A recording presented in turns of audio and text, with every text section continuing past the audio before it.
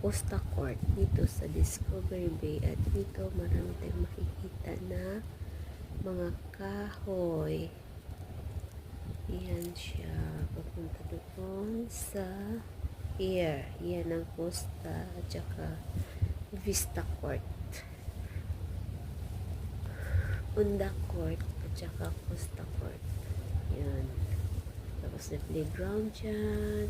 Punta tayo dyan sa taas kung saan may small playground for kids.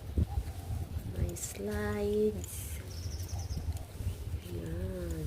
Big slides at saka yun sa baba. Small slides. Yan. Tsaka yan.